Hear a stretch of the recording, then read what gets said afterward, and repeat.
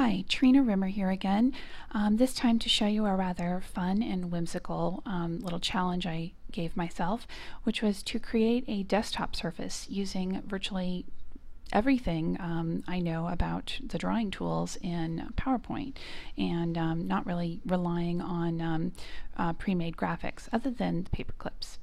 So let me show you what I've done here.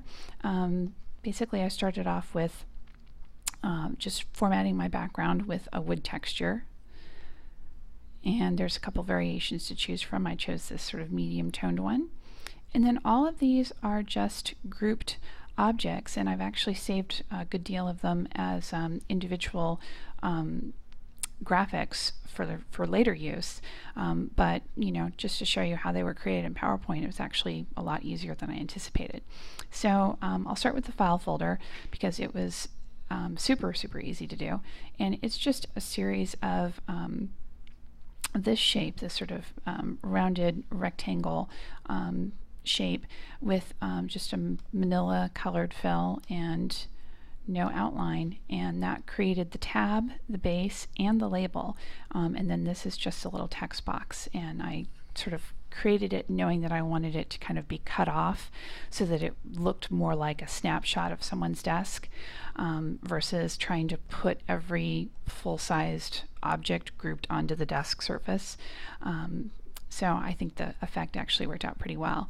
The letter is just a series of rectangles, some text boxes, and some cool handwriting fonts, and a little web ding there for my postage stamp. And really the post-it note is just a variation on that with just a deeper shade of yellow for the background. The coffee stain effect actually took a little bit of playing around, but now that I've got it down, I think I'll probably be using this one again. It's just a circle with no fill, and then the shape outline is done in this kind of gold color with a transparency, and I put mine up at 73% for this particular one, but I also did a few of them, as you'll see here. And I kind of played with the color tones and played with the intensity of the transparency so that you'd get that layered, you know, moving your coffee cup throughout the day kind of effect on the piece of paper. I also used the freeform shape, which is on the shapes menu here, and the curve shape to create some kind of glob looking, you know, splashes and drops. Again, just trying to kind of weather that piece of paper and create a cool weathered stain effect. For the coffee cup itself, it really was super easy. It's just this shape. Again, it's part of the, you know, preset shapes available to you in PowerPoint, this little empty donut piece, and I created that sort of depth effect just using the shape effect with this this preset, and it has a nice little bit of sheen.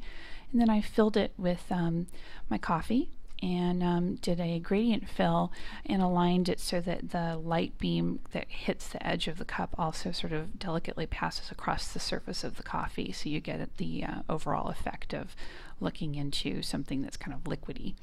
I created another circle and just again added some transparency to the gray and used the shape effect with the soft edges so that it would look more like a shadow and it wouldn't have such a hard edge. And I kind of placed that underneath here, and then my handle, and I actually took that shade from my rim and I took it down like maybe one or two little knocks, and just to make it a tiny bit darker so that you'd have the sense of depth, and applied that same shape effect with this preset to it so that you'd get the sense of looking at something a bit shiny. These are all circles, again playing with the different bevel effects built into PowerPoint. Same thing with this cup. A black circle on top of a gray circle with a preset sheen applied to it. Rectangles, again just took the color down for the base of the stapler here to a slightly darker shade of red to give it some more depth, and picked a cool font for Milton's stapler. So I won't go into detail on how to do the piece of paper because that's probably the easiest one to do in the end. But if you want any more information or help with achieving this effect on your own, please feel free to email me. It's Trina@rimmer, RIMMER.net. Hope you enjoyed.